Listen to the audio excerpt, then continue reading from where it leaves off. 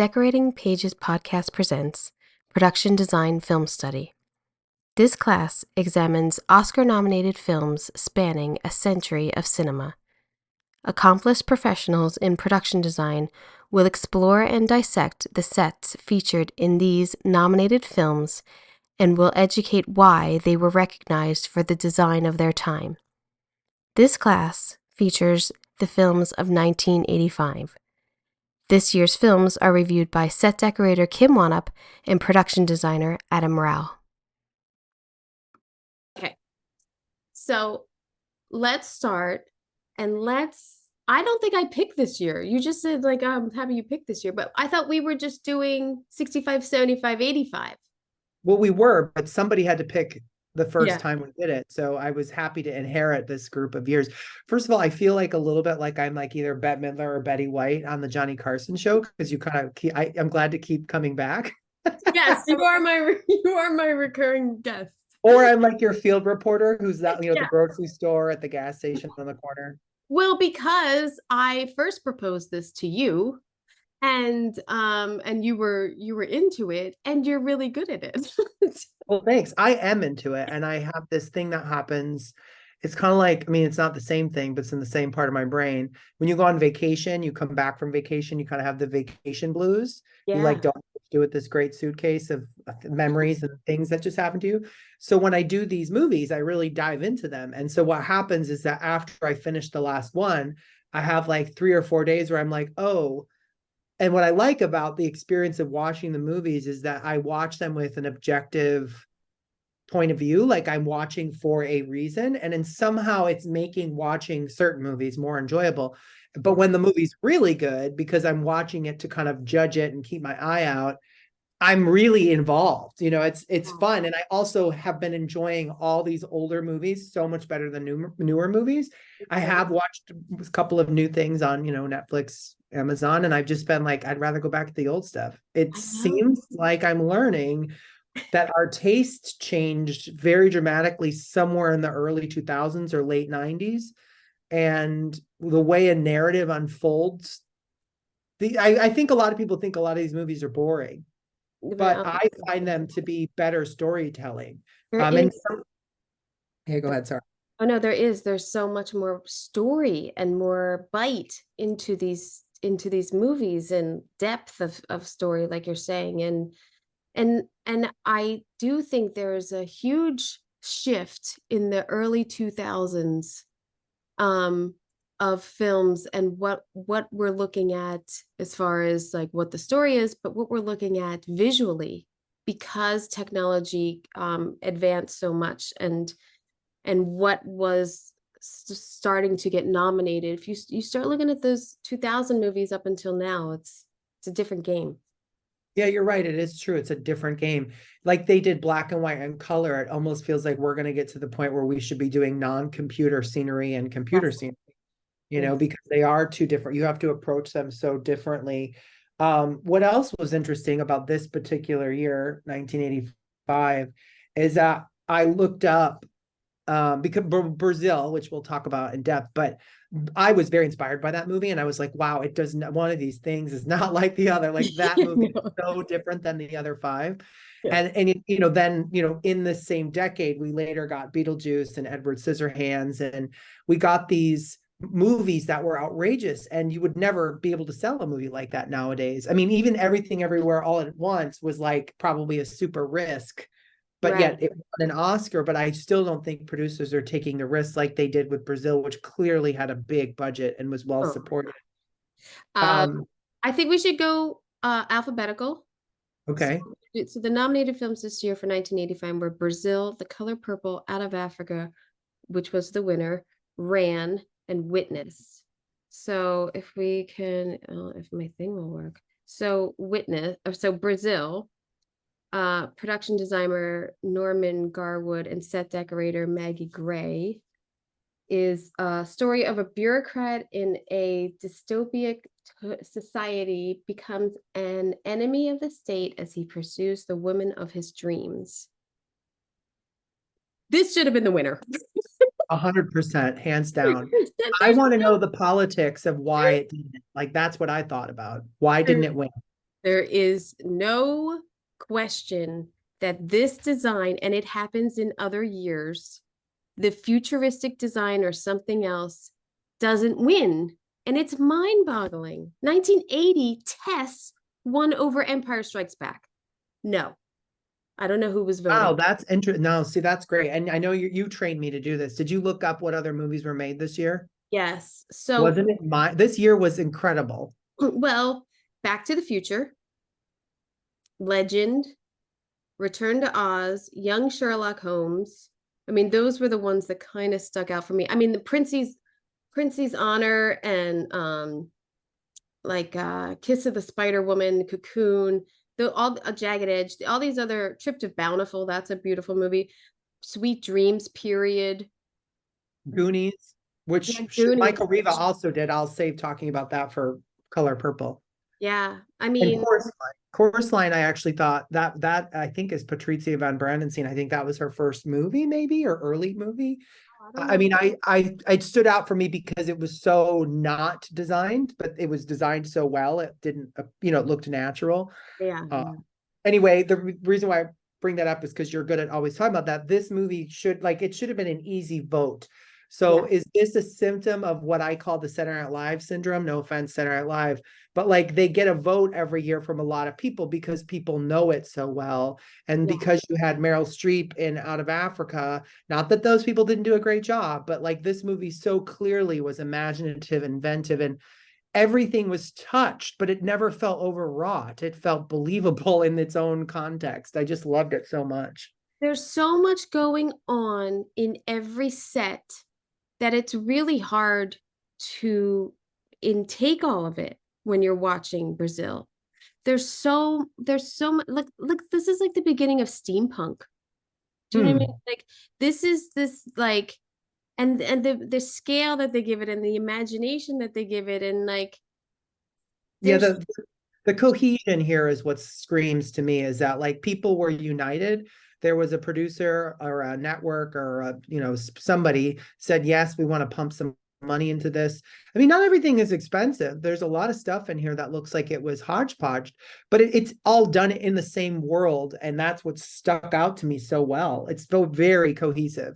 this is Um, also it was also a huge flop. I This didn't realize it was a flop. It was 15 million and it grossed opening weekend 30,000. The gross Ooh. the gross worldwide to date is 9.9 million. Wow. So there's something I did read that it was heavily edited by I think Universal, like they wanted a happy ending. It does not have a happy ending. Yeah. And then the critics loved it or whatever. I don't know the whole story, but I can tell you that creatively it's well done. It plays with scale, it plays with form, it plays with color. Like it does all the things that are a wet dream in design. And like look at that location that they Oh, found on the top. Like I they love really went for it and they didn't hold back. And I was proud of them at the end of the day for it. It feels like this movie then gives us other things like Dick Tracy and Blade Runner. If I yeah. think Blade Runner happened after this.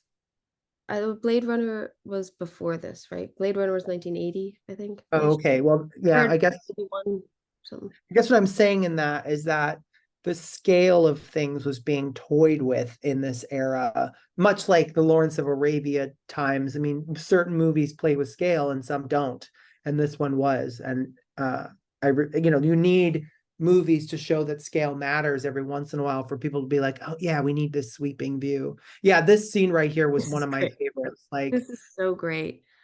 I mean, how do you get everything you need inside like a 6 by 6 room ish and still have a camera and still have a scene and still have it lit and still enforce all of the like design elements that you have through the movie into like this tiny room in the scene is it's yeah, really these types of scenes, and there's what was that fake cop show with oh my gosh, what it was a cop show that was on that was like Naked Gun that was on TNT, I think. Who uh, was who was Amy Poehler's sidekick in Park and Recreation? Adam Scott. No, Oh, no. oh no, yeah, Yeah. yeah, the chick. Yeah, that actress played in this cop show. There's a scene like that. Oh my God, I gotta look it up. Hang on a second. Can't believe I can't remember. What is the cop show? Well, we Quincy got Jones' daughter, Rashida Jones. Rita. And it's called like something detective or something. Amy begins with an A. I don't know. But also, I mean, this film is so much bigger design wise than any of these other films. Like, Oh yeah, you're there's just right.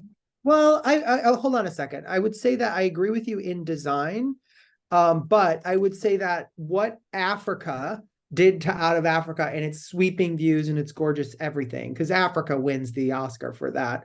This did this with 100% scenery, and that's what was so incredible is that scenery was the vista, and they found great locations to kind of support it. all London. It's That was all England. It's all in England. London, Croydon, Buckinghamshire, Holland Park, Mintmore, Addison Road, Holland Park. It's all the location work is in England. okay. And like even that like you had that model shot where Yeah. it starts as a model and then goes back. Like that to me was such clever Yeah. everything. Like it's just, I don't know. They never, Angie Tribeca, thank you. It took a while. Andrew Tribeca has a scene like that. And the reason why I bring it up is because it's a tiny apartment. And when you do tiny or you do messy, you have to get your AD and your second AD and your DP and your lighting team all on board. Because if people aren't on board, all of a sudden your set has to get so much bigger to accommodate it. And so what I loved about that tiny office is they actually used it quite a bit. It wasn't like a throwaway sight gag. Like there was some fighting between the desks. And again, this is the perfect example of showing scale in a movie. You have this tiny thing, and then you have the last big grand finale set, which is that huge, whatever that room was, that was circular. This designer and this team were totally on board with scale. And that takes a lot of, I think, political power from a director of photography. Even look at even the detail that there's a barcode on the desk, like, or a serial number. It's such a great theme of like man against machine or man against technology throughout the whole thing. And they never forgot it. They plugged into this concept and they went the whole way. And all of the graphics throughout the offices, and that's all like fantastic too. And neon, there is neon that happens quite a bit. Glass block happens a lot. Like Yeah. this person, I don't know who, I mean, the designer or who, like they were using objects in a way an orchestra conductor uses them, because they come in and out. You kind of see them and you get these themes. You obviously have the ducting that's happening. You can see ducting and neon in this shot. And this is a dream sequence. Kind of almost get, for any of those of you who like Dark Crystal, the Skeksis are in this. Yeah. There's kind of like these like Muppet creatures in this scene here. Well, this designer also was with Terry Gilliam on Time Bandits. And he also did The Princess Bride, Glory, Hook, Lost in Space, and Rollerball in 2002. Funny because none of those movies connect to this, which is even more exciting for this designer, because like they did one thing and then Hook is so different. Hook is wildly imaginative too, but it's so different than what this is. Yeah, it's more fanciful. There's some great, oh yeah, this scene was all up. Sorry, go ahead. It's fantastic, because there's always like, you already have this room and then you throw a holiday on top of it. And it's like a shitty, it's like, it's not greatly decorated or anything. It's like they threw the elements that you think of in there, like this weirdo tree back there that's like out of control. The garlands like everywhere. Yeah, there's a really funny prop moment too in the restaurant where the menus are brought out and they're big and clunky and they light up, and it was just like, gosh, everybody was on board to have a good time in this movie. Yeah, there's that neon again. It just kind of comes in and out, and you know, neon wasn't new at this time. So 80s though. It actually is so 80s. Yeah, you're right. And oh, the other thing I wanted to mention too is that like they obviously were inspired by Metropolis and film noir, and both of those things just keep on coming. They never stop. You see those themes all the way through the movie. Like look at the thickness in those doors. Anybody else would have made them thin because of budget potentially. You know what I mean? Like they constantly just were like, no, we're gonna do it. this, like getting the shot of like that foreground piece is perfect. Yeah, you Like, got to wonder if that was like a model piece or something that was in the foreground, so they didn't have to build it, 1 story tall, or maybe they did build it a story tall. Who knows? yeah. I Oh mean, yeah, the walk and it's talk in this scene was you bonkers. almost Look you at all almost this wonder. dressing. I kind of had a moment where I was like, did they just build one side and film it reverse? Because you kind of go down both sides, but you don't see this other side very often. And I was like, oh, did they build one in reverse and repeat so that they, in camera, so that they could make it twice as big? Because this is a ton of work. This is a ton of work. I think you might be right, but there are people on that other side, and there is a full wall over there. Maybe they just went around. Yeah, and like there's a scene where the guys walk, moving quickly and everyone's following him. So, this makes me wonder, is this a location and that they augmented, by putting Yeah. in all the set dressing? Like, but where in the world was a location like this in London? Like that's another thing. Yeah. Like how they What find. basement is this? I Yeah. do think it's a location. I do, and I think they built around it. Yeah, I that don't, makes sense. I don't know, I, but what could it be? I don't know. but that's why this movie is so great, is because you're delighted over and over again. Okay, so then I was watching this. I was like, wait a minute. Someone used this as a Professor X. There's an X-Men movie out there where there's this like walkway into the Oh abyss. yeah, and he can't touch anything. He's in like a glass case or something. Yeah, it felt like that was a derivative of this. And this is like, are they shooting inside a nuclear silo? Like, what is This this? feels like the Matrix to me, Yeah, that's true too. but beautiful. I mean, I don't know what it is, but it's kind of beautiful. Oh yeah, it was and what's fun about this particular set is it comes at a time when you're kind of towards the end of the story, you've gone through a battle sequence, and it's like they flipped a card over and they're like, we're not done yet. The scale of this is just so huge. Yeah, Um, it doesn't have what this location might be. This I showed the tub earlier, but like well, the and this cleanliness and everything that they gave to everyone's apartments and the there's there's an element too that like certain sets in certain movies like Chivago, you see, a dirty house, a clean house, a frozen house, or something like that. In this movie, you see his apartment, you see the Buttles apartment, I think, or his apartment, and then you see with it 10,000 ducks. You yeah. remember, like all the things have come in because the air conditioning guys have come in and they've like basically ruined his apartment. Yeah. It's like they didn't just shoot it. They had to like be like, oh, okay, today we got to go redress it again. Yeah. And then the ceiling part where they're putting in the like then when they come to take the guy away and put him in the suit and they saw through the ceiling. Yeah. That first scene or something, right?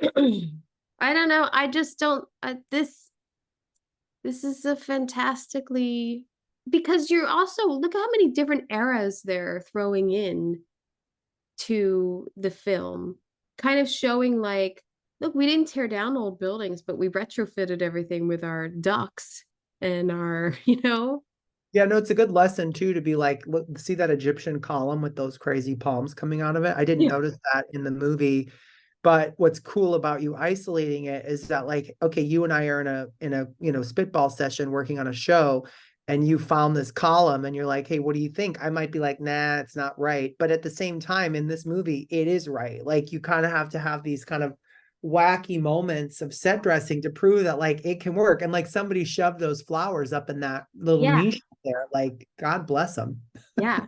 I mean, it filled up. That's a genius part to fill up like a room up there and give it some sort of style and something to look at. And Well, and probably, just those lamps with fringe, they oh make yeah. that whole room look like it's like, a boudoir or And look something. at the right side of the frame, how they use it as a foreground blurry piece. Like they used it. That's awesome. Yeah, I agree. They didn't just push it out of the side. Clear out this desk, get this all out Yeah. of here. Get the It's shit crazy. out of here.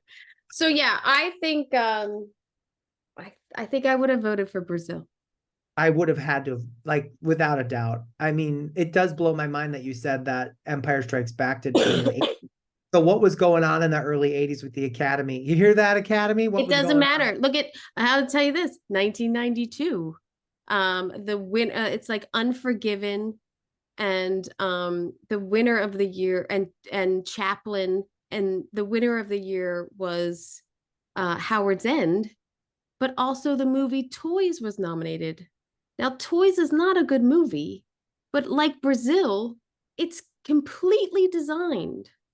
Like Yeah, it's and it's done with a stroke that so there's completely designed, and I'll talk about this in The Color Purple, where sometimes completely designed, the designer didn't back off. And I loved Michael Riva, and he's got, and then there's another designer in it, and Bo obviously too. I forgot it was Bo Welsh. Like these people are incredible designers, but there's to me, there's thresholds in which you can do too much. And yeah. I liked about Brazil is they did a lot, and they obviously did too much, but it never felt like it was force feeding you. That was the world that it was. Yeah. You needed that detail to tell the story. Like Game of Thrones to me is pretty excellent when it comes to that. They had to design so much, but it's not in your face. Right.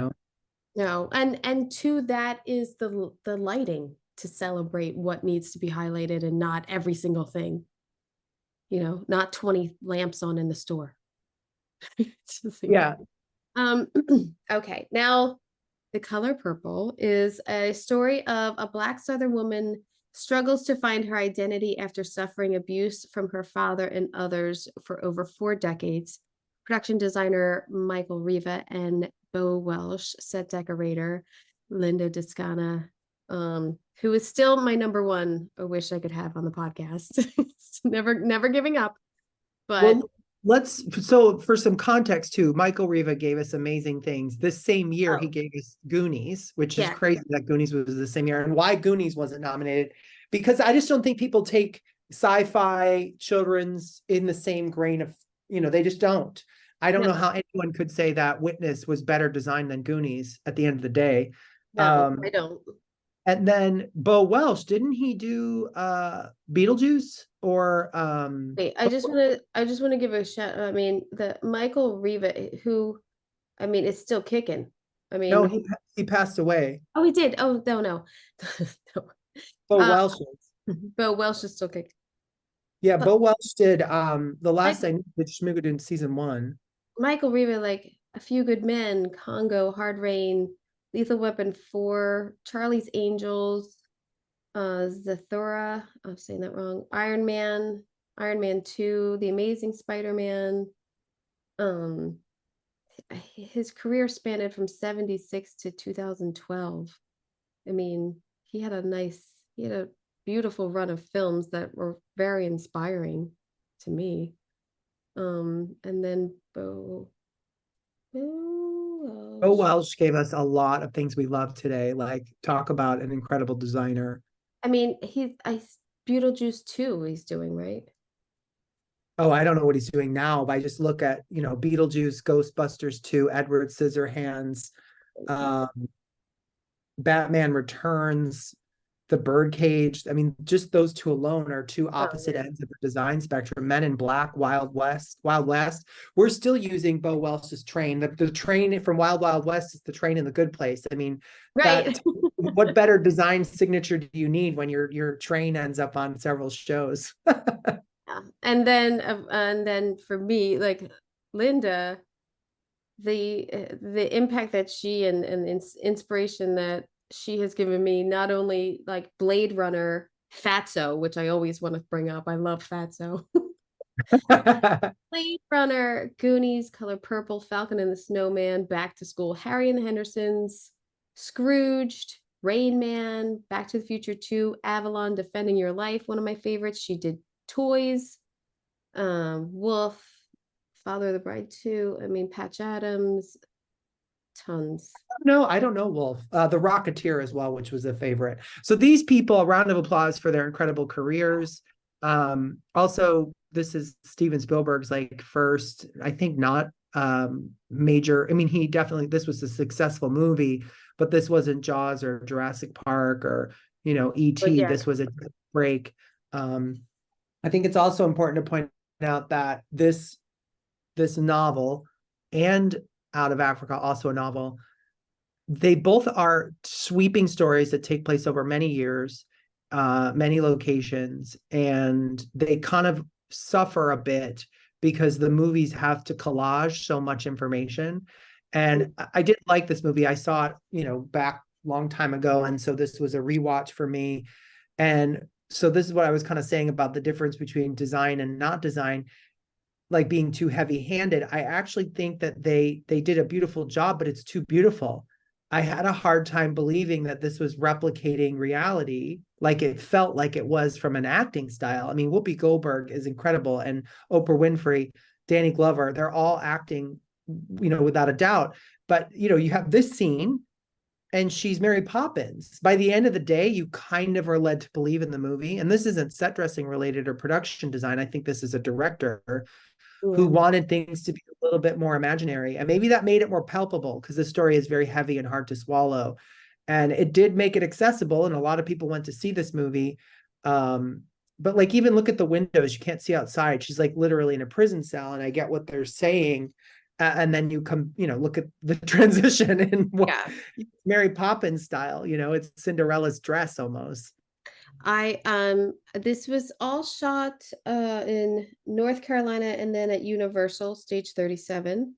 It had a budget of $15 million and to date has made $98 million. It is one of my favorite movies. I can't even count how many times I've watched it. I know every word to all the songs. I think about it all the time for some reason, even more so now, having kids and thinking that her kids were taken away. I think about it. I love this movie, and I feel like the inspiration that I got from this movie is that it's this house.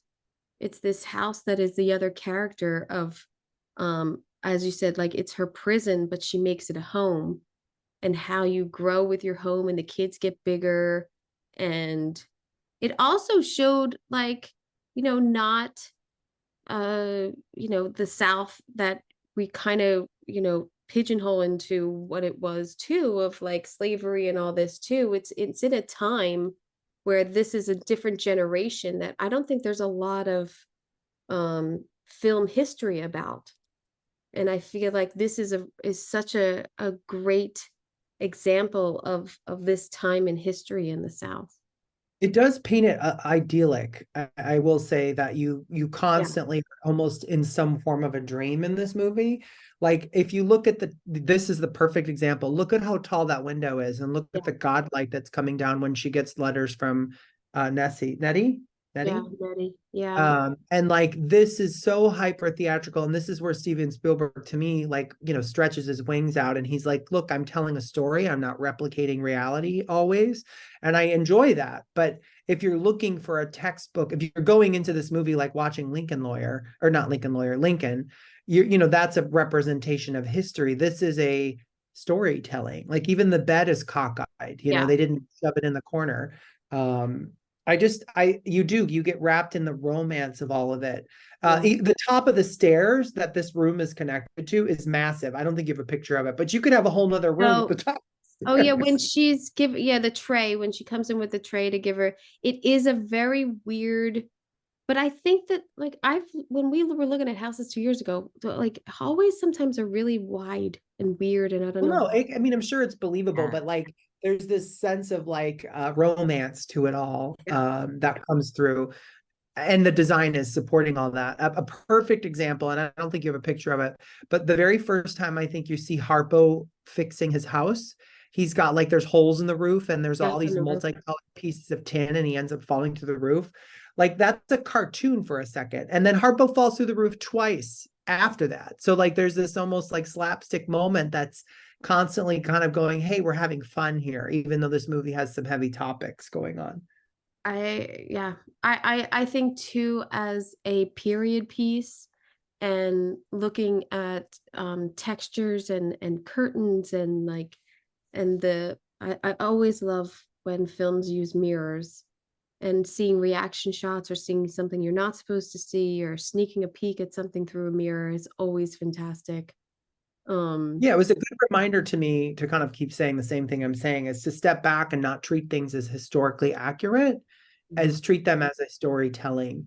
And this movie kind of retaught me that, to be like, it's like if I probably watched Forrest Gump now, I'd remember it's a Right. story. It's not giving us a window into an actual textbook. Danny Glover's performance was amazing. He's I really liked him, and I kind of was like, where did he go? Like, after, he had this, and he's also in Witness. yeah, well, The Lethal last Weapon. thing I remember him is in what was the Mel Brooks movie where they were cops together? Well, Lethal Weapon. I Yeah, don't Lethal know. Weapon, but it's just kind of like, did he fade, or Oh. am I just not seeing him? Was he Well, in listen, Fence? he's in Lethal Weapon, and he's saying I'm too old for this shit. He's like 40 years old. Yeah, that's right. Yeah, I put this I put this still up because I love that in the home, and you could see in the dining room scene too, like the wallpaper and the drapery, like they had, oh, there's the hallway. They had money. Like there is it Look always, at the size of that. Look at, you I could know. park your car at the top of that staircase. There's no, I would hate that. As a decorator, I'd be like, what am I putting here? And what they didn't ask her to do is put a rug, which I appreciate because that's usually the like, well, let's put a rug there so we have a sense of space or whatever. Um, I love the sense of shadows that they use and the lighting and all the fixtures that they have. Um, yeah. And It's then a big story in a small town too, because, like, look, yeah, this is perfect. Look at how idyllic that is. And this is just down the street from Harpo's Jazz Club, and just down the street from the church. And Danny Glover's walking his horse at the end of the movie, where uh I think Cecil has her own house. Like, they're all close by, and I actually liked that. So it's a big story in a small town, and you get that from the design, or I did anyways. it's, yeah, there's her house, right? Oh yeah, the snow was not good. No. you know, they tried, but look at the green trees all around, and then the snow, Yeah. like that. It is. Maybe, I know maybe they, now. I mean, they would have CG'd that, but like, yeah, it is. Even there, look at the trees. yeah, the magnolia leaves right in our face. Yeah, I wish they would have. I also was like, does it snow in this part of the country? Like, that's what I kept I thinking could about. never. This is what I have this still up because I could never understand that that's the front of the house, but that's the back of the house. I could Yeah. never understand the relationship. Like when they come up the drive in the car or they're leaving it, like that this is the front of the house. Never made sense to me. Oh, you're right. Maybe they did use two houses or something, because I don't know. I agree with you. I didn't catch that till now you're showing it, but what I did notice is, like, the flowers in the flower box. Like, Yeah. those are the kinds of things that I was like, wow, they really were pushing this to make it beautiful. Mm. When I don't, would it have been that beautiful? I don't know. I mean, maybe we're trying to see the world through Well, Cecil or Cecil. well, I mean, what else did she have to do but plant some flowers? I mean, I well, she had a lot. She had all those kids. mean, she had all But the what was, children there, but I don't know. People didn't have TV back then. I think people planted flowers. I think that's somewhat believable. No. but Whoopi Goldberg makes you love this movie so Yeah. much. And that actress too, I actually forget who that is. Shug Avery. Yeah, Uh, Shug was so good.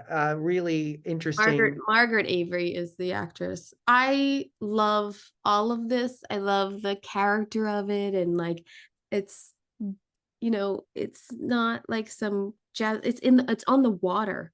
Like it's crazy space anyway, and then they jam all these people into it, and Well, and the fact that you have people's feet hanging down, like they're up yeah. above, and you do go up there, the camera goes up there. And then you actually, somebody falls in the water. Like, the use of this space was really well done. And I was wondering, what was the New Orleans cartoon, The Princess and the Frog? There I, was elements of that movie that kind of somehow connected me to this movie. Not, I don't know why. It was just like, I had visions of that movie in this scene. um, Wondered if they used it as inspiration or something. and then they age it, like they age everything in this movie, and it gets a little sadder, and the blues start to come in at the end of the movie. Everything's a little colder and blue, and it's not as warm as the beginning of the movie. Yeah, um things are crooked. yeah, and I don't know, I love, I I it's funny because your take on it of like trying to make it this, which I think you're right. They're trying to make it into this like kind of nice wrapped up little world. I've always felt this to be such a sad movie. And It so is a very sad movie, especially if you shut it off before the last 15 minutes. But yeah. if you get Yeah. all the way to the end, it's like almost everything. Like I actually had to pause it and go back at one point because I was like, wait a minute, so it wasn't her dad? That all happens in like one sentence. That Whoopi Goldberg's character is like, oh, it didn't end up being my dad to begin with at the beginning. It was like, what? Like that's a pretty big Yeah. reveal. Yeah. Yeah. I don't know. Yeah, I love this movie. And I mean, and look at the cars all dirty and like the signage back there and this little town that they've made. I mean, I had that slide in the beginning, but that general store, I don't know, I Yeah, love the it. general stores, see, yeah, very idyllic. The bottom left is very idyllic. And the church when they go in and how beautiful the Church, choir is organized, like all all that, that. the hooks to hang your hats and just tiny, tiny details in this plain space. But and then I love at the end how they give her a little color. Look at the artwork that they chose for Celie's store when she finally gets like her freedom. It's Well, but like, she's also inheriting what would have been her real parents' store too. So like this, to me, that's what I liked about this set, that it's gonna be hers, but she did inherit it from her real dad and her real mom, right? Isn't that how that I worked? never saw, I don't know if I ever, is the mom even in it? She's only in the beginning, right? Well, she finds out when she gets the house that Yeah. who she thought was her dad was not her real dad, and her real dad owned this sew shop, Oh, and right. her dad died first, so her mom had it, and then when her mom died, I think, and that's when I Yes. had to go back and rewatch it because I was like, wow, that happened really quick. Oh, no, you're right. Because the whole thing of her thinking that she had her father's kids too is a I know, weird and that was horrible. And fuck. like she had to live her whole life that way. And then Danny Glover's, whatever his character's name was, keeping the letters. Like she had so much hardship. Oh, right. And then there's the whole other And then they're Africa. in Africa. I mean, Yeah. which I'm assuming they did on location in Carolina or something because it doesn't seem like they went Oh to no, I Africa. think I read that they had a Kenya unit. That there was a unit that went to Kenya. Oh So yes, it does say Kenya. Yes, you are right. I think they went, and like that part's really great too. Again, these undertaking of these giant stories. I haven't worked on something of this scale, but I would think that there's a point in which once you make the set list, you have to sit back and you just have to be like, okay, here we go. We're going Yeah, for it. you have to just take it one at a time because the set list is too overwhelming.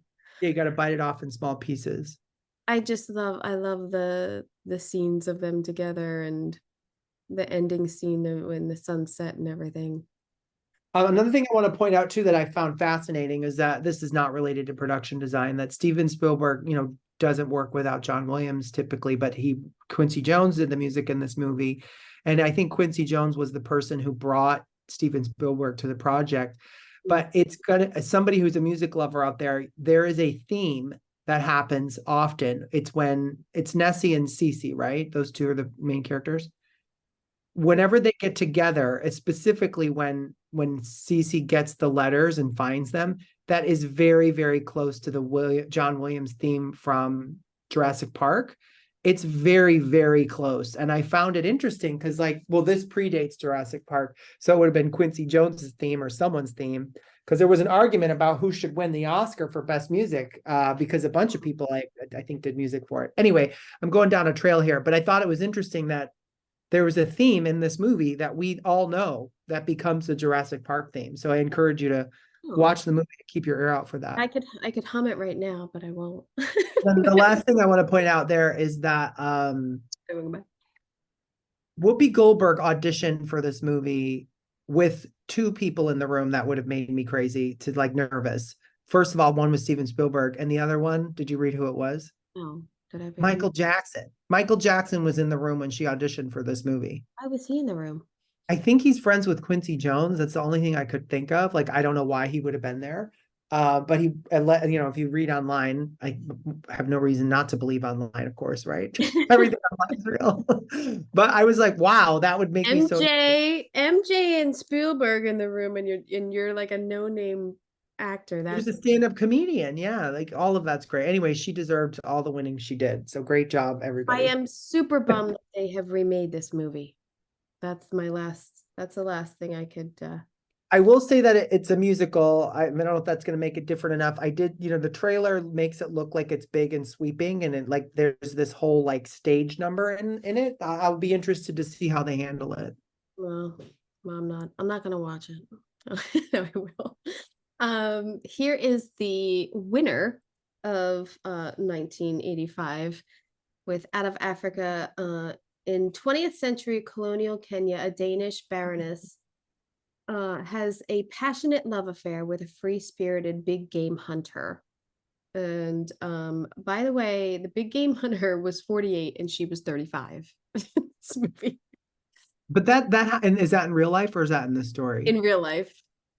Because like that happens because I think Robert Redford did Horse Whisperer too, and there was a giant age difference. I mean, Well, I'm in a what do they call it, April-December relationship. Brian and I have a large age, so like that's something that's on my mind. But it is amazing to me when I see that on film, and I'm always like, oh, he's too old. but he actually doesn't seem too old, but it's weird, but he is kind of too old for her. But I guess you're in Africa. What are you gonna do? Production designer Stephen Grimes and set decorator Josie McAvan. Congrats on your Oscar. It is Yeah, it's fantastic looking film. It's not a fantastic looking film. I mean, you're in Africa and but you're in period. They had to do period in Africa, which I think a lot of it's there. Yeah, I mean, it's not that it's not deserved. It's definitely a beautiful movie, especially when you show the like inside her house, and that house was his house, then her house, and then empty. You see the coffee factory get burned down. Like there's a lot of things about it. But truthfully, at the end of the day, it's the country or the continent of Africa and the country of Kenya that wins, because it's the scenery, it's the vista. There's a lot of camping that happens in this movie that isn't in this room right here. So like you kind of have to hand it to the scenery. There's that flying sequence where they go to Savo and the flamingos all fly.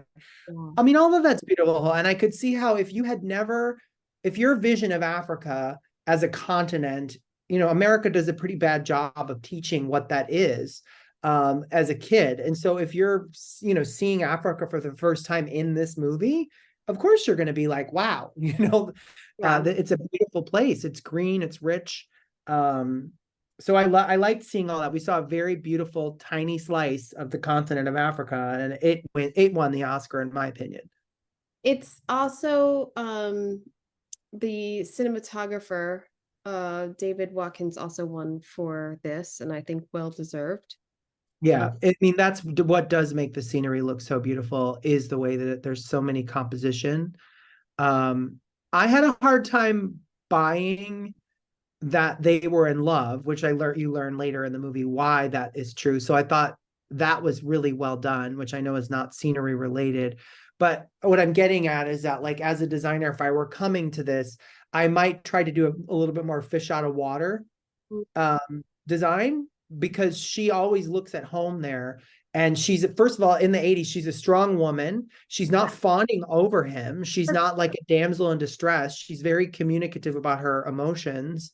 But she comes there with like, okay, I'm going to set up house, and she has to like, make the house for herself.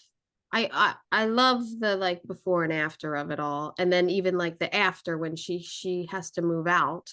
Yeah, and how sad it is that she has to sell her cuckoo clock.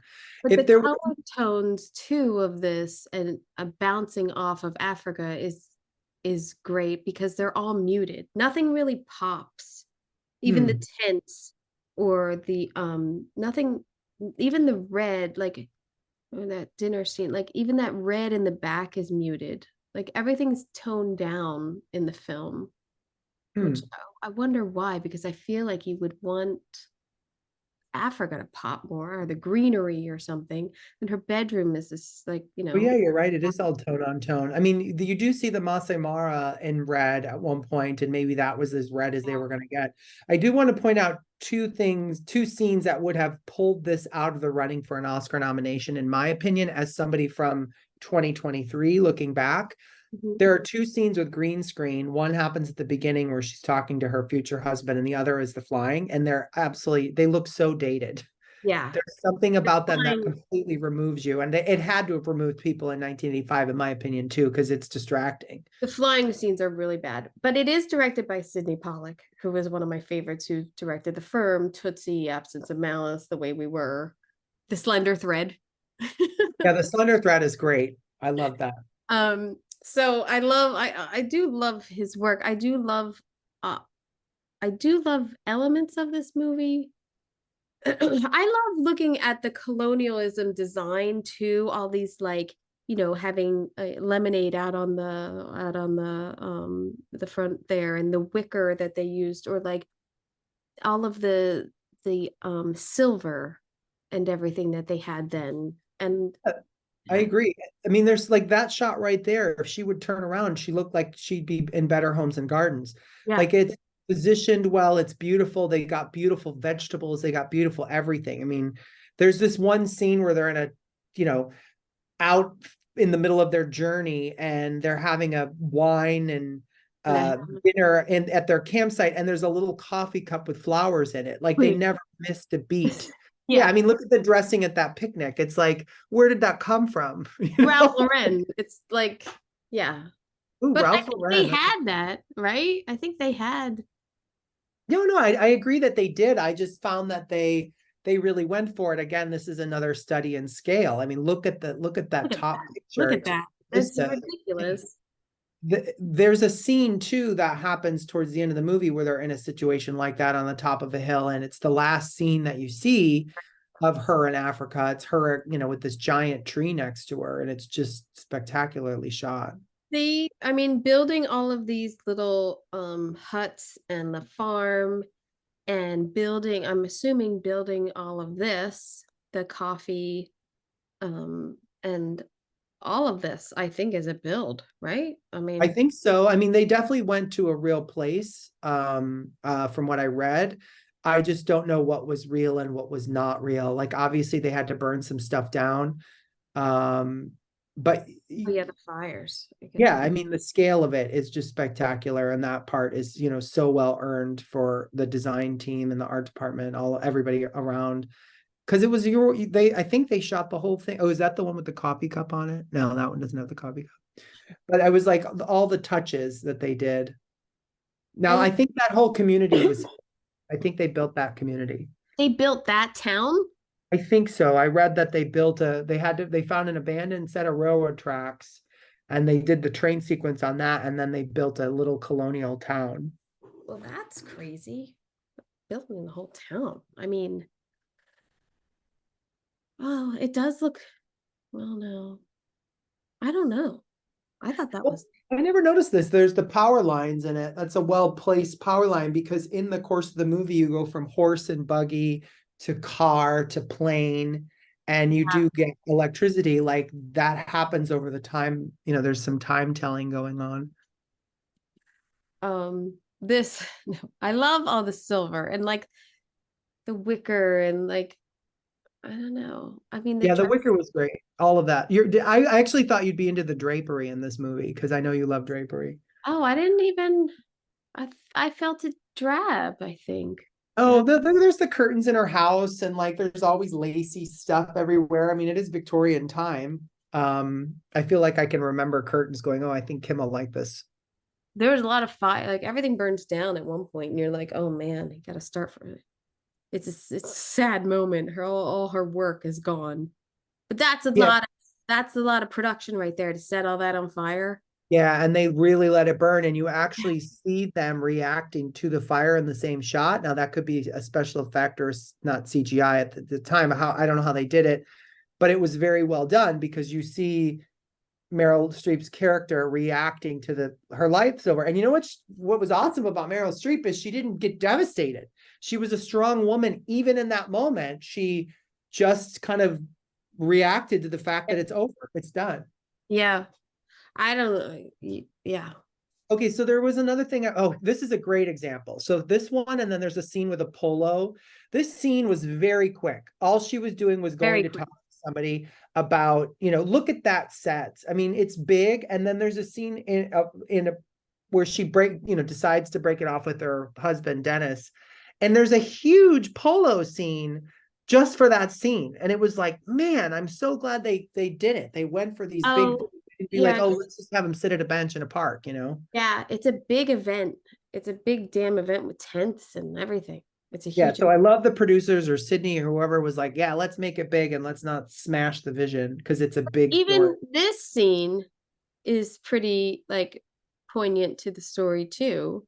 And I love the detail of this, like like there's a safe in the wall, which looks, I don't know why the doctor has a safe in the wall. Is it a doctor? Oh, I thought that, no, I think this is the banker when he's like, banker. Oh, it is the banker. We're gonna give you one more shot. And she's like, I'll take it, or kind of thing. I don't know. Bars on the windows and 3 oddly placed trophies in the back. Yeah. There's a lot of trophies. I don't know what the deal is. Like when I have been lucky enough to go to Africa, and there is like all of a sudden in the hotel room, there's just a case of trophies. Like they're really into trophies over there or something. Oh. But there's a shot down there of the clouds, and they're in the clouds, and yeah. And yeah, that was weird. Party scene, and they had a lot of extras in this film. They sure did. And also hats off to the hats in this movie. There's like no end to hats, and the hats are all great. And here's like one of the final scenes. And it's expansive, it's beautiful, and it's there was one moment that I was pulled out of the movie, and I only bring it up because I like point of view. Like point of view is very enjoyable to me. Like, how am I seeing the story? And in this movie, Out of Africa, all about her. And there was one scene, I think only one scene in the whole movie where you aren't with her. And it's when Robert Redford's character goes to visit, I guess it's Dennis's brother, whoever's dying of Blackwater. Oh yeah. Fever. And it's the only time we're not with her. And I don't know why. I just am bringing it up to be like, why did that get in there? There was another scene where the dam is broken and she just says, let the water go through. Like those two scenes actually have nothing to do with the plot. And I mean, it's already a long movie. I just wonder if they were like paying some homage to the novel or something. Like, why did those two things happen? Well, I wonder too, to try to get more scenes for Redford to be nominated, maybe. Oh, that's true. Yeah, because he had to deal with he wasn't even nominated. Never mind. But I mean, that's true. They could have like wanted to get him nominated. Yeah. And then the last thing we have got to talk about, what were your feelings about her accent? It's awful. I mean, it's awful in a sense of like it just it wasn't strong enough for me to make me think that, and I felt like that, and then it was like she lost it, or I just couldn't take it seriously. Same thing. I couldn't take it seriously. There were times when I was like, oh, she's got it, this scene. And I love Meryl Streep. She can almost do no wrong, but like the accent really did. I read that she rumor was that she wasn't sexy enough for this role. So she met with the director and she wore like a low cut top to like prove that she had the sexual, whatever to get this role.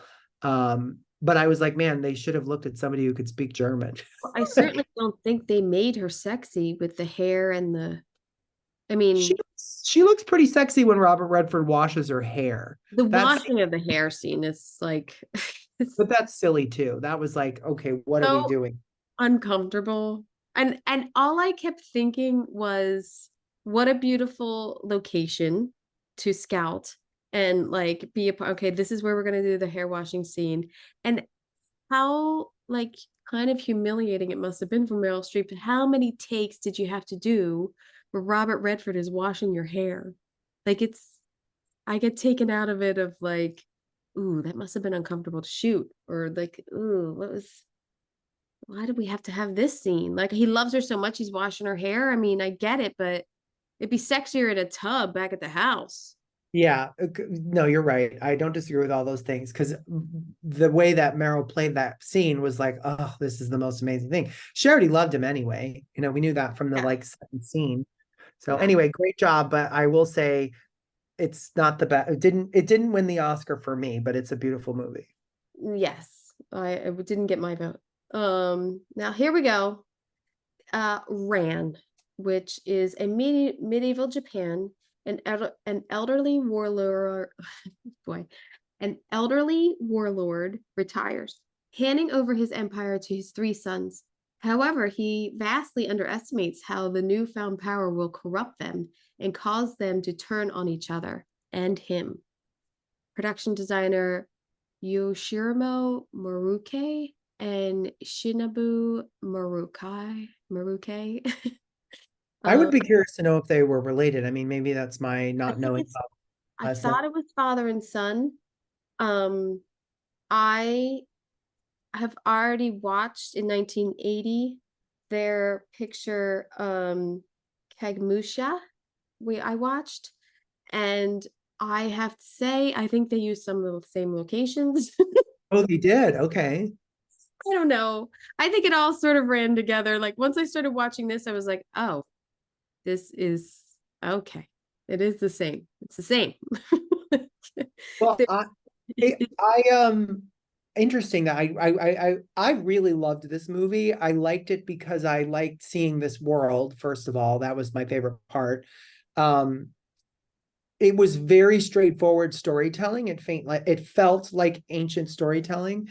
Not just in the story of the direction, the story or the direction, but in the scenery as well. And you know, in a world of Game of Thrones and Lord of the Rings, like this like it didn't overdo itself. Again, it had an excessive quality, but there was somehow restraint. Like that bottom picture there, like it's a very simple structure. You know, like our instinct now is to put stuff on stuff on stuff and gild things and potentially and hang torches from stuff. But I just really enjoyed the whole thing. I thought all of it was believable. The simplicity of Japanese architecture plays a huge part in all of the sets.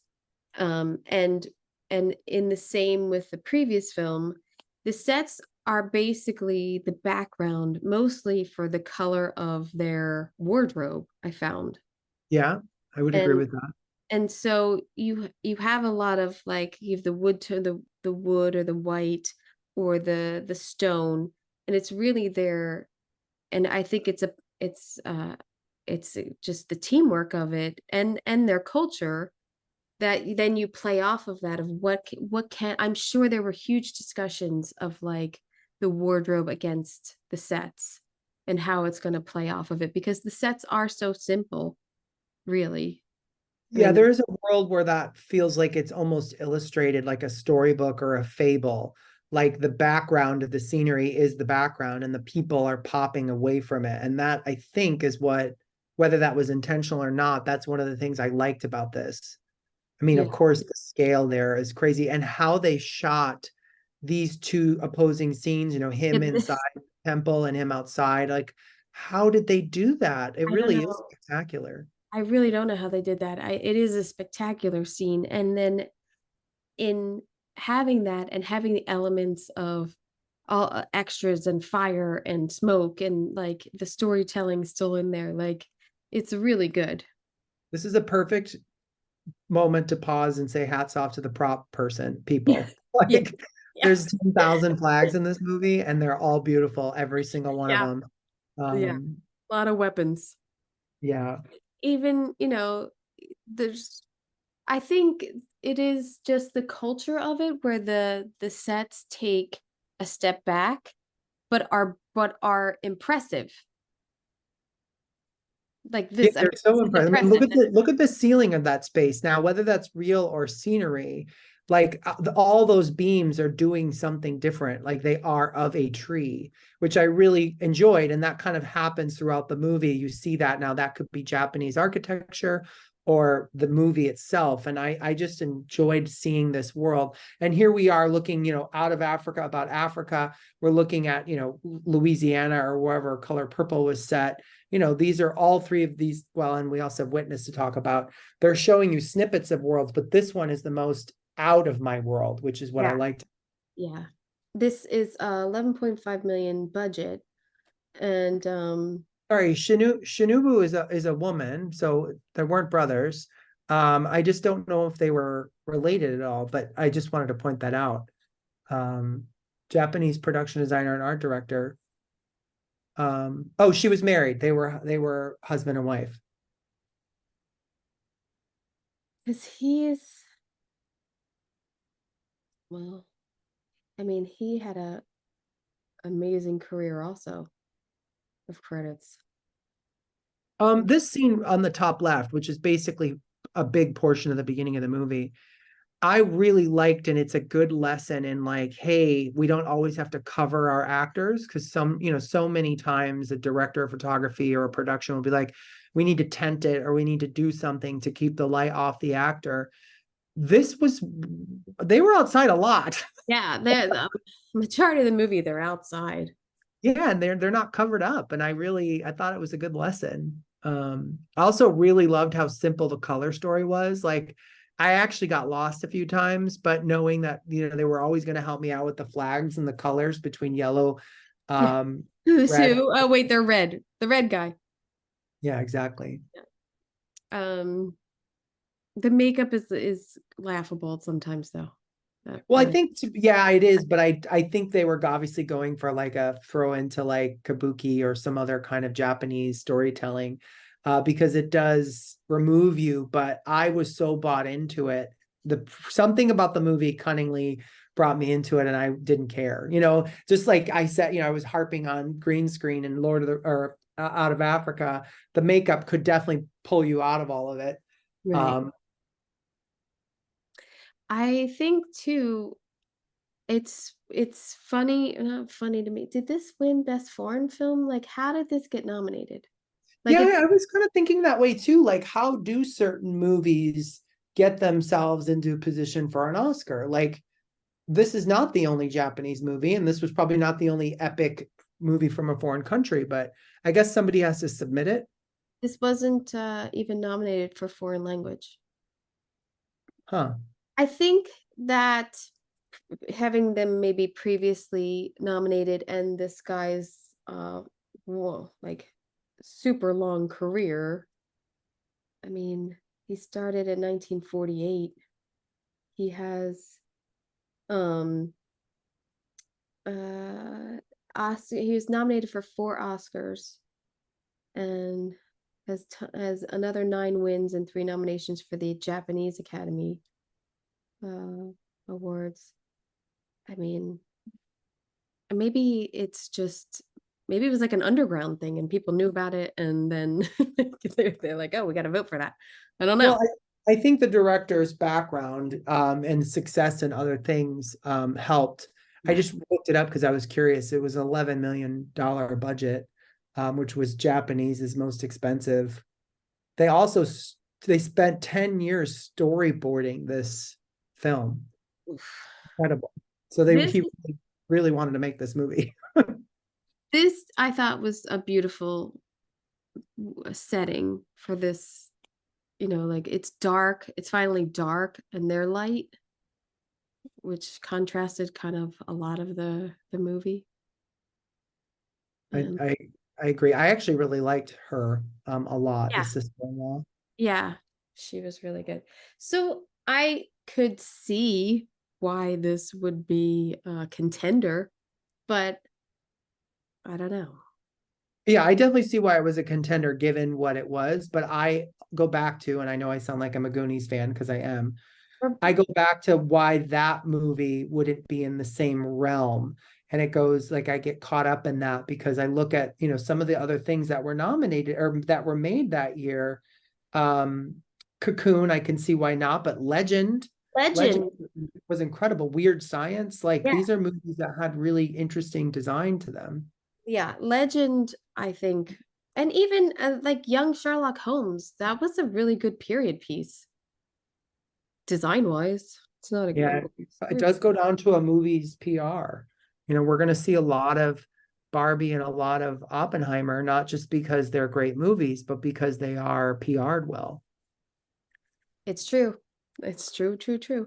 How much are they going to spend on their Oscar campaign? And I don't, but that wasn't really a thing then. That only came in really in the mid 90s and like the Weinsteins and everything. That Hmm. wasn't as big of a game as it was until like mid to late 90s. I Okay.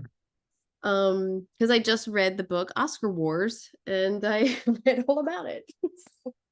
All right, the last film, Witness, is while protecting a young Amish boy who is the sole witness to a brutal murder and his mother, a detective is forced to seek refuge within their community when his own life is threatened. Production designer Stan Jolly and set decorator John Anderson. Um, I will give a little bit of my own history. My mom and my grandmom actually took me down to 30th Street Station to see, oh, we'll get to it. They took me down to 30th Street Station when they were filming this, and I saw Harrison Ford when I Was was, was he as dreamy then as he is in the movie? I just knew it was Han Solo. That's all I Gotcha. knew. Because I don't know if I had, I mean, I probably had seen Raiders or knew of Raiders, but I just knew it was Han Solo and it was crazy. And we stood outside and they had the big, the big, massive, like picture lights shining into the windows, which now after watching this, I'm like, oh, they were making it daylight in there because they shot it. It was so late at night. It was so late. And I think my dad and my grandfather were like so pissed because they took us down to 30th Street Station, which is not a good area in Philly at the time to see a movie being made. I So love that this movie came to you in this again.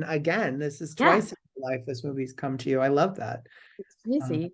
And also my grandfather used to take us on Sunday drives up to Lancaster, and you knew we were close when you smelled horseshit. ah. No, we would go and look at the Amish people. I don't know.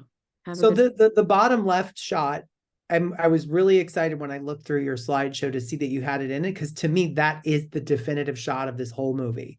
Like the Dairy everything Queen. about, well, the Dairy Queen, the gas prices, the buggy, the traffic, like the two opposing forces are, I don't think the Amish would have the orange triangle, or sorry, and their lights on it if they didn't have to by this, the government of Yeah. the United States.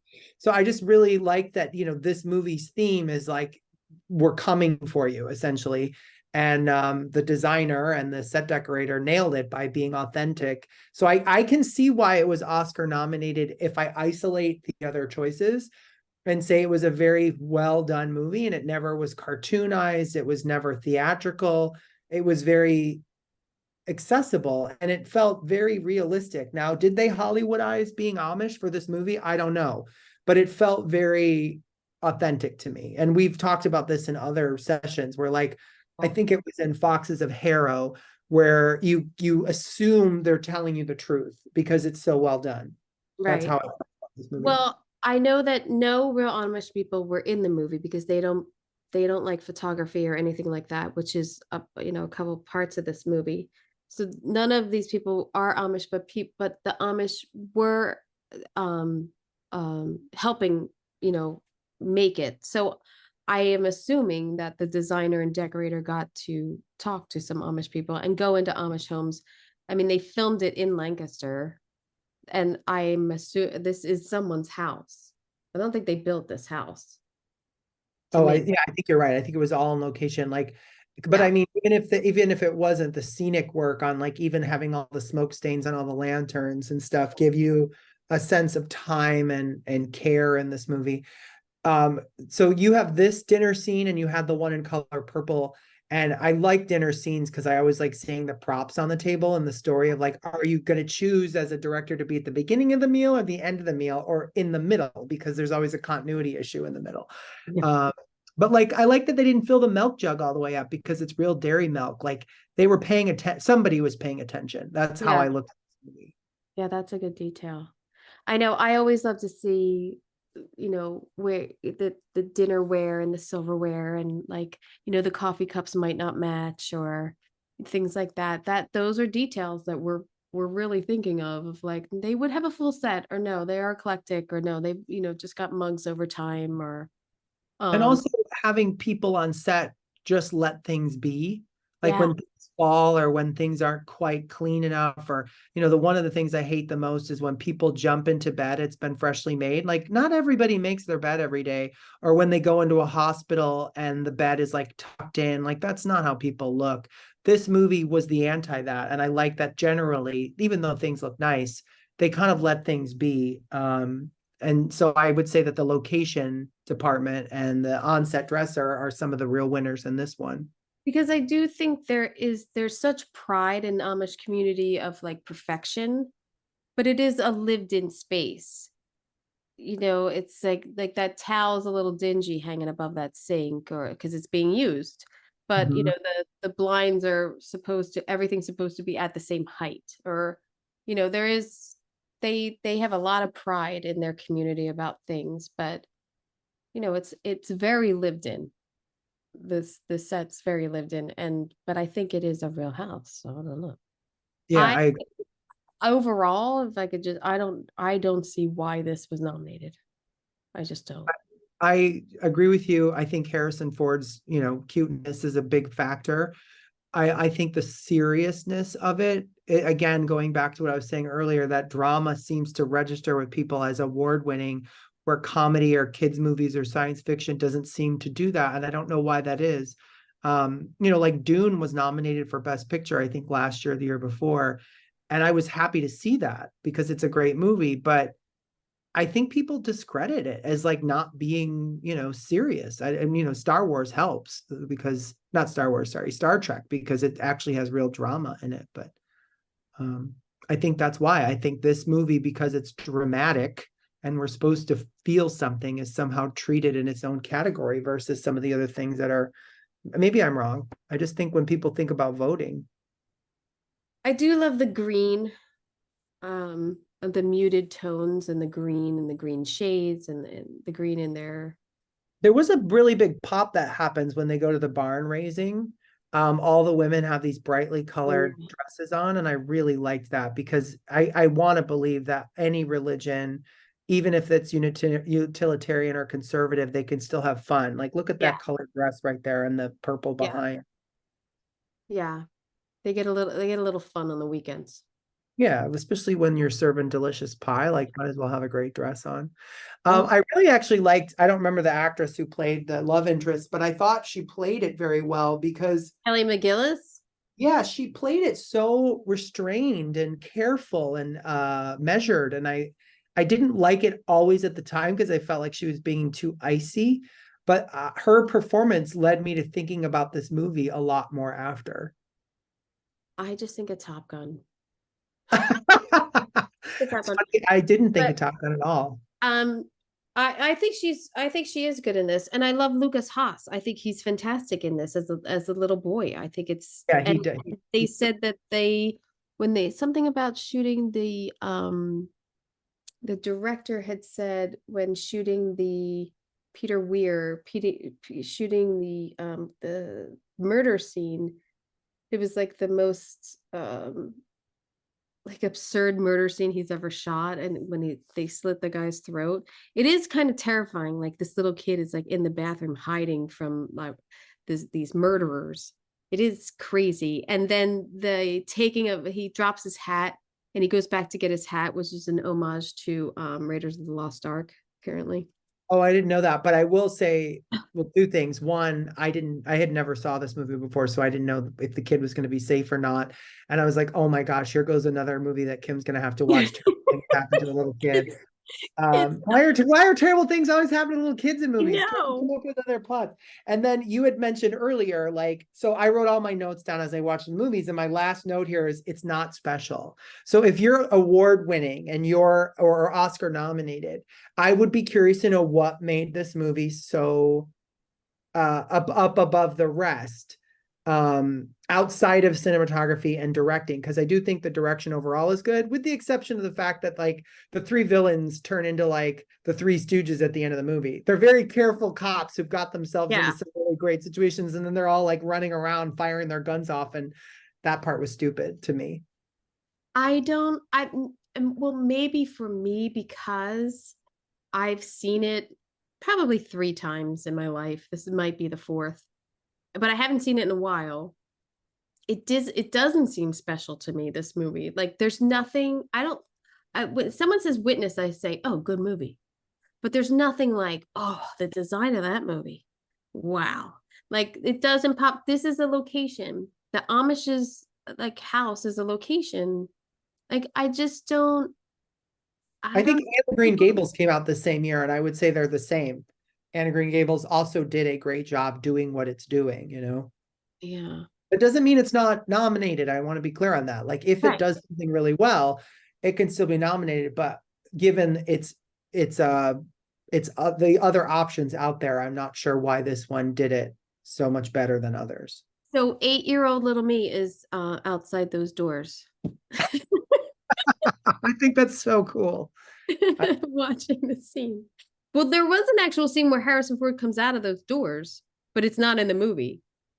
Oh, okay. So that also was maybe that, these things trigger you when you're little. Maybe that's what made me want to be, in the movies. It could be, But you never know. yeah. Mine Um came from seeing the musical The Who's Tommy. That was really when I was like, wow, I want to be a part of that. see. This I think is a build. I think I they think built. you're right because of the way they had to like orchestrate and shoot the doors opening on the bathroom. I think, and plus it was, probably Yeah. difficult to shoot in the real bathrooms, I'm Yeah. guessing. I loved her house. Her like row house is like so Philly. Um the vernacular of like the her house that we only see for like a minute. Look, it's a mess. Look at all the shit by their feet. Yeah, I loved that. I What are really you doing? liked that. Um, Well, but and yeah, the fact that they did something so opposite of where they were headed. This yeah, scene was so dumb to me. I'm like, who's gonna let a little kid run around and talk to a prisoner essentially who's handcuffed? Like yeah. that was weird. Well, they had to get him over to the trophy case somehow. Yeah, That's but fun. he could also been sitting right across from it. Yeah. Whatever, I'm not a producer. And then the upper crust of the policeman's home. I love like the 70s leather. I think he's got like wartime caps back there. Like, are they like Nazi hat, like World War II hats or something? Oh, interesting. Yeah, I didn't even notice that. I did notice the butterfly because I remember that being part of my childhood, seeing that in people's houses, or wheat, brass wheat was popular. Yeah. But like that image is a postcard image of a period in time that we no longer live in. And that's what I like it about it. I like that there's like 2 coffee tables. Uh, and like a red, like why do you have a red carpet? I don't know. I don't know if that was a location or not. I don't Um, know. I it don't felt know. like it. Because Yeah. you see outside later. Because Yeah. you're at that house when he calls them. I think Yeah. that was intentional. These are locations, I do believe. And then it is amazing watching them build a barn. Everybody's into it. But how many barns can you have? This doesn't happen every day. Right. He was lucky to be there when this was happening. They put him to work. And he was a carpenter anyway. Yeah, no, he was. Rumor has it he was discovered repairing the Yeah. door jamb at Paramount Studio. Yeah, he Right. was a carpenter. So yeah, I don't know. I mean, I think it's a good movie. I don't think of it for its design. That's No, all I would say. I I think wouldn't say it didn't inspire me, but the design itself got the job done, and maybe that's what I got think it. what the bottom line you and I are trying to say is we wish Goonies was nominated.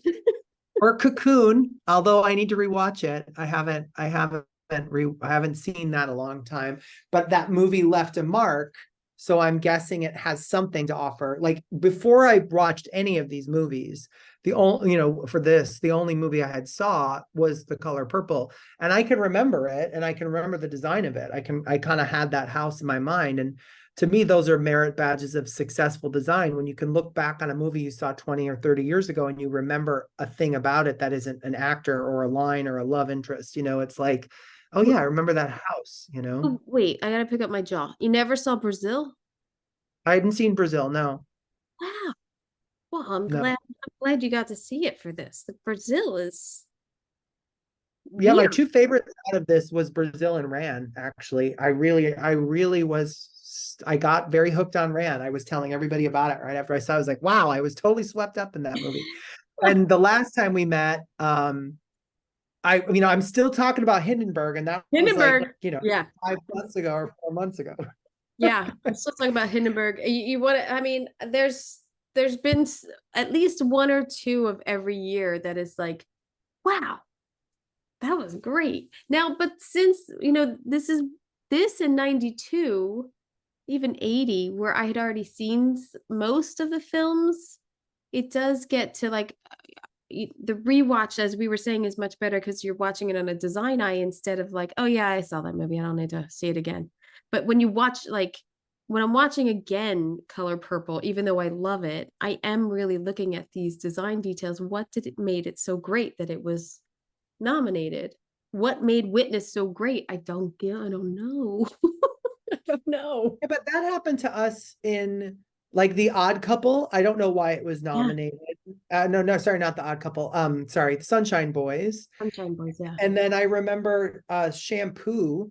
No, no clue. It's not that they're not good movies. It's just that, it has everything to do with what's nominated. Sorry, what's out at that time and the politics behind it. I liked Shampoo, not to go back to that, but because it showed a beautiful side of LA, Yeah. just like Out of Africa showed a beautiful part of Africa. That's, that those movies kind of come along every once in a while where they show us a window into something great. Like Zhivago showed us beautiful parts of what turned out to be Spain, but we all thought was Russia, like those are what leave marks on our brains. And I think this is a great year too, because they're different. They're very different. Well, at least Brazil's very different. But when you look at Out of Africa, then you have a whole country as your location kind of working with you. And then, Color Purple, you're trying to capture this time and place. And Ran, I mean, that is like encapsulated in itself, maybe more so because I don't know the culture, makes it more interesting. And how is the design done for that? Mm-hmm. Oh, Witness, you're looking into, yeah, the Amish people and everything. Maybe people were really fascinated back then. And living on TLC has really changed it. I don't know. I think you're probably right. I mean, I think you hit it on the head that, like, with the exception of Brazil, which is serious, but not as serious as these other ones, these take a critical look at the space that they are in. And that has something to someone. I'm not sure what that means, but they all are set in a place, and that place is about the story. If you were to set Ran and Africa, you wouldn't have the same story. If you were to, you can't even take the out of Africa, like it is Africa. So that has an interesting thing. And like, I'm trying to compare that to movies that are going to come this Oscar season. The Barbie movie is in a Barbie world. It deserves to be nominated because it was so well done and so beautifully executed. But we're getting, well, I don't know if we want to have this conversation on here, but yeah, we're getting into, I think, a very good Oscar season. And what I thought Barbie was going to be like a front runner, I don't think anymore from what I've seen. But I think it should be nominated, but I don't know. What do you mean from what you've seen? I've seen Napoleon. I mean, I can assume Willy Wonka is amazing. I can assume that just because it's a Scorsese movie, that might, I'm assuming it looks great too. I have not seen that, but I mean, Oppenheimer, and there's 5 right there, 5 or 6. I mean, you're right. No, that's good. No, you're absolutely right. And like, it is interesting how you get to December and the world kind of changes because so many of the movies try to come out at that time. Yeah. Well, thank you. Yes, thank you again. I love doing it. So thank you. And thanks to the people for listening to us. If you made it this far into it, we love it. Thanks. I'm sure they are. Why would they give up on us now?